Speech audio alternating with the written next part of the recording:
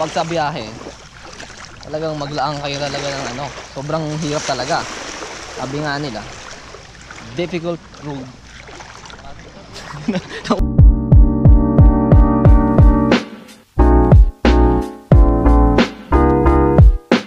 Hello po. Hello po. Welcome po sa DN Rhea Campsite Review. Welcome po uli kayo. Ang campsite na i-review natin ngayon ay Villa Escaperde. Ito ay matatagpuan sa Cagbalete Island, Mauban, Quezon.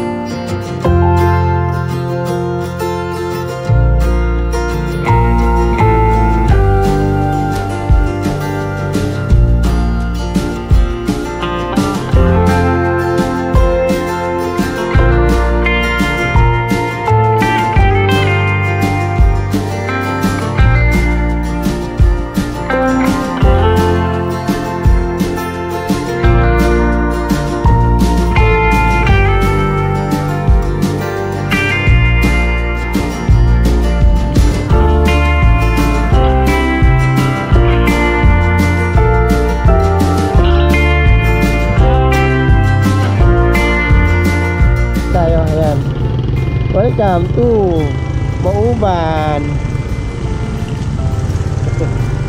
Mauban. Ayan. Sobrang layo ng Mauban, ikaw ay magkakauban sa kababiyahe. Layo. Ire-ire yan.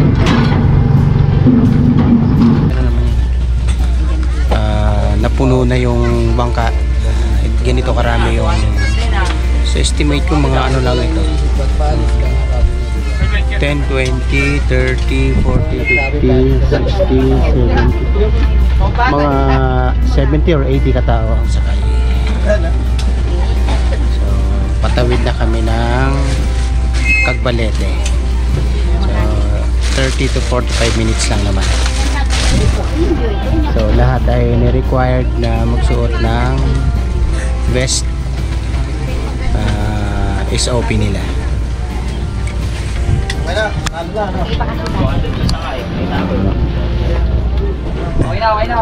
Ayan ang mga parang mga ano ko, parang mga official kayo, mga ano tawag na? Coast Guard. Oh. Yes,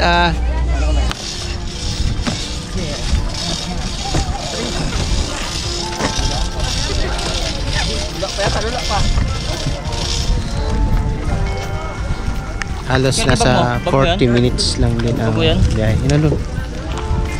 Doon may lagay. Tabi lang. Video sa akin. Ini pa may solong video. Video sa akin.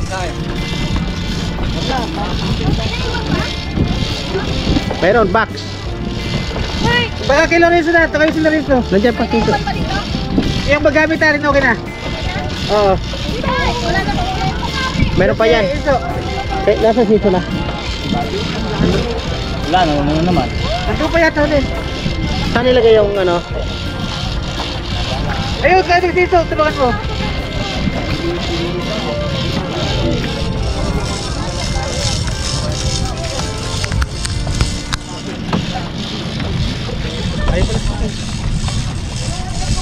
Importante.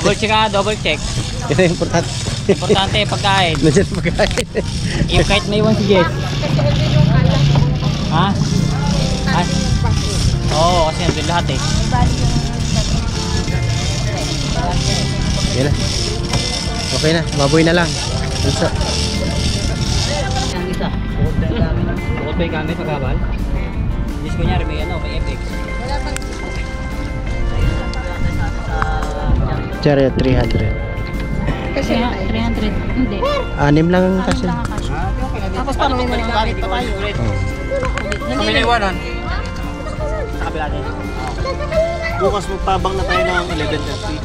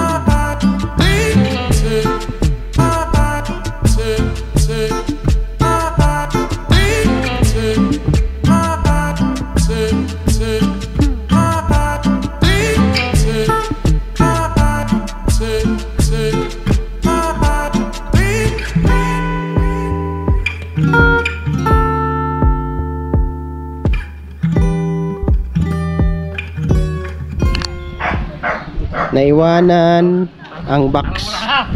Ito yung mga pagkain na naiwanan sa port. Binalikan ni Joshua. Nakalimutan isa kayo sa bangka.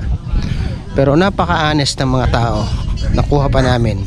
Yung box na yon, nandun lahat ng mga pagkain namin. Nagkakahalagang kulang-kulang 4,000 yung pagkain namin doon. Nakuha. Paano pumunta dito sa Cagbalete Island? Kami kasi ay nanggaling sa Rizal, Antipolo Rizal. So, nagmotor kami papunta rito. Daan kami ng Tanay. Tumagos kami ng Windmill papuntang Mabitak. Dire-diretso nilagpasan namin ng Fami, Lumban, at saka Pagsanghan. Saka namin narating yung Mauban. So, almost 4 hours, kulang-kulang 4 hours ang biyahe namin sa motor. Hindi naman kasi kami ganun kabilis magpatakbo. Patigil-tigil din kapag nagpapagasolina. So kung sa gas, ang nagastos namin, 2 beses ako nagpagas, nasa 250 papunta pa lang dito. May tira pa naman siya kaunti, siguro magpapagas pa ako pabalik, isang gas pa. Ngayon pagdating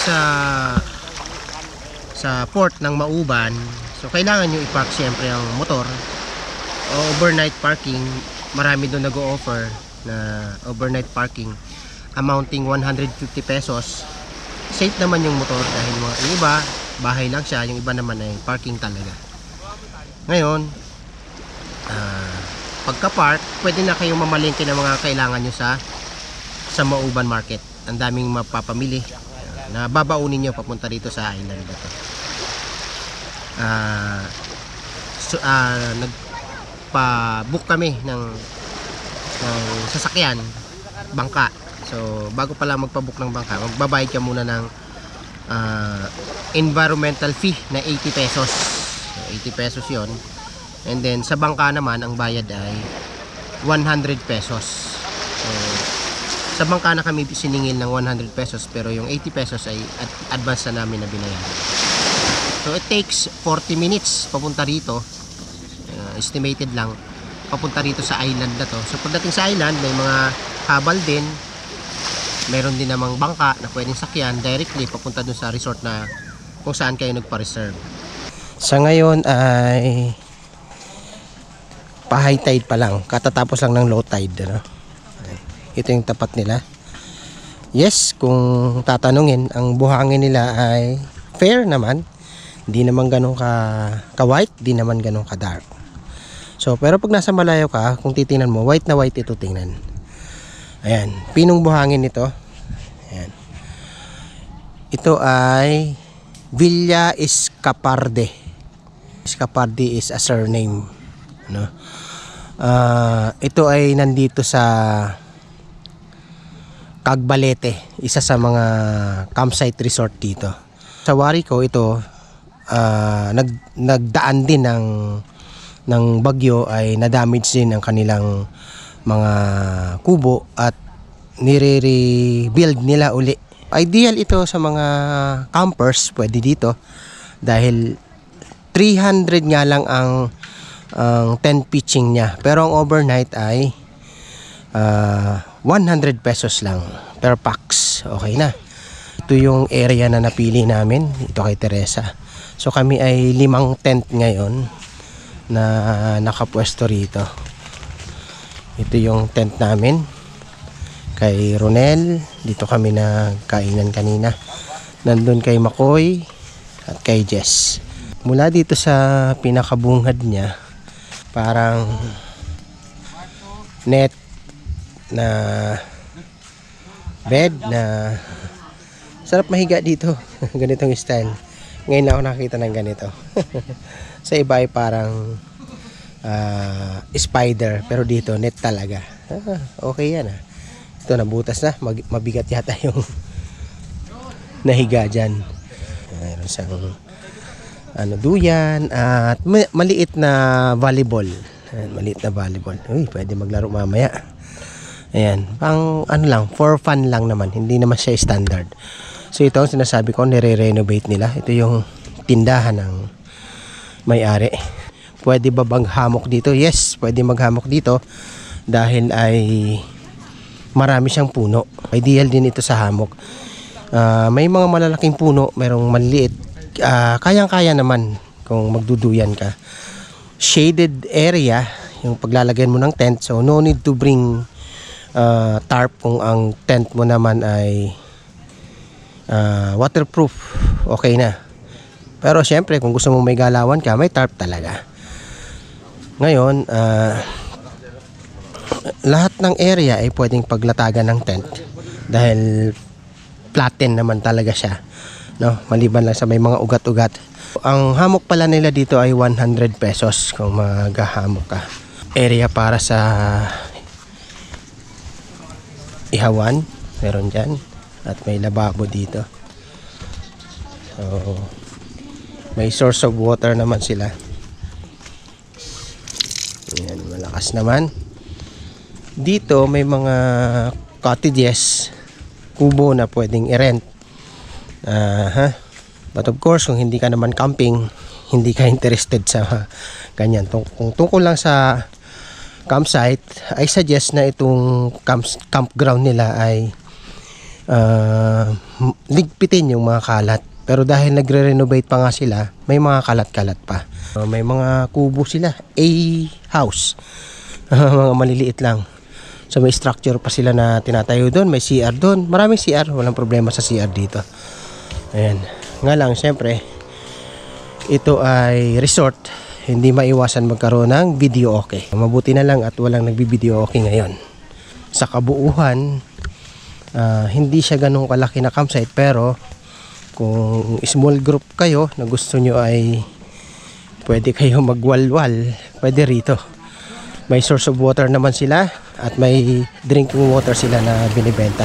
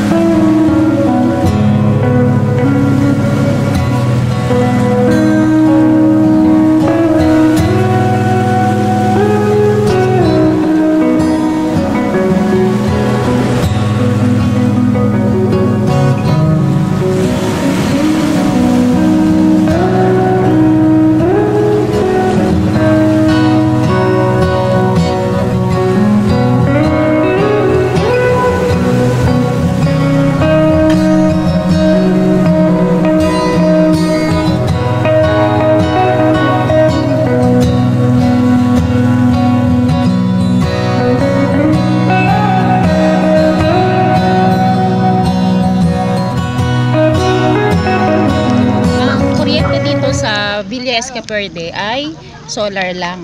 Ayan. Pero marami silang mga solar lights na nakapaligid sa kanilang campsite. Tapos ang kanilang tubig, meron silang water pump. Sagana naman sila sa tubig. Ayan. So pwede rin gamitin pangluto yung tubig nila. Tapos kung sa drinking water, may ino-offer sila sa tindahan nila na mga per gallon, 150 lang per gallon.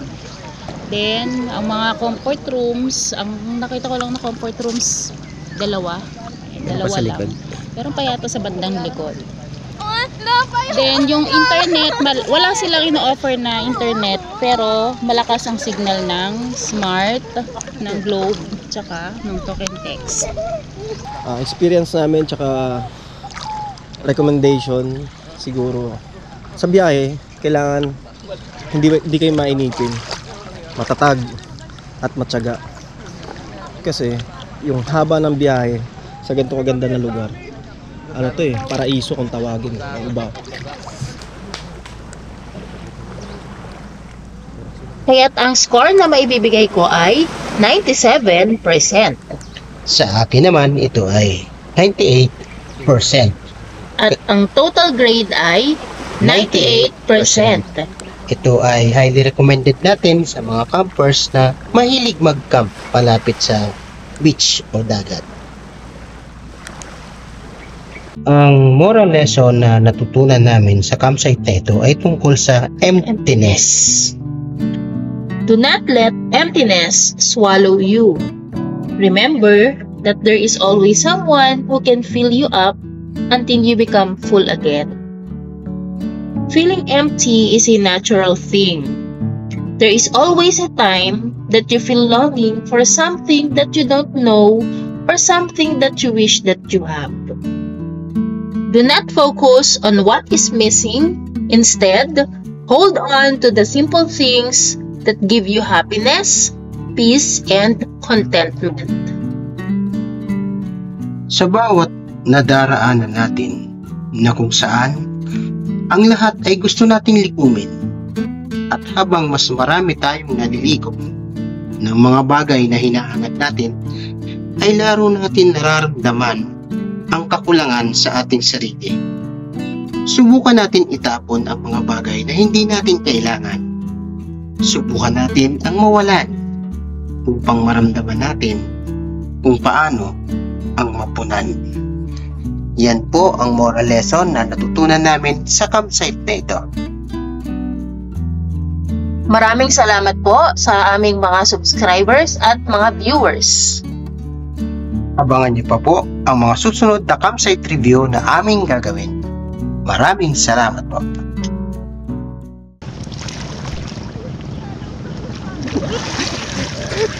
Let's get closer to nature. Let's go.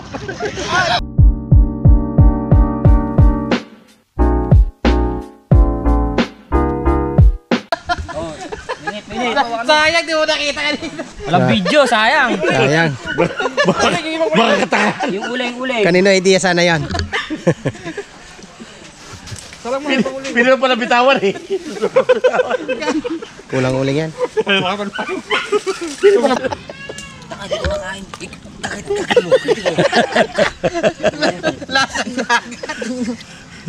Huwag na yan, okay na yung ano. Ito. Hirap yan. Nasaan dagat na? Hindi kasi mataba pang haksi naman dito. Yun yung kasi manuala sa akin eh. Malaman pa. Luto yung labas pero yung loob, makunat. Ay, ginagawa nyo ha? Ginagawa mo. Diba? Ay lesson for tonight. Tapos Kenzo, gusto rin mag-ukaya. Nainggit. Kahapon, sumakay kami ng bangka. 500 ang binayaran namin. Napansin namin na umikot yung bangka. Sa ngayon, susubukan namin lakarin kung gaano ba kalayo itong Villa Escaperde doon sa port, kung ilang minutes. So, kalalabas lang namin ng gate mismo ng Escaperde. So, dito pala ay walang matinong kalsada talaga dahil ibig sabihin, sayang ng espasyo dito sa gitna, no? Pinakikinabangan lang ng community ay gilid.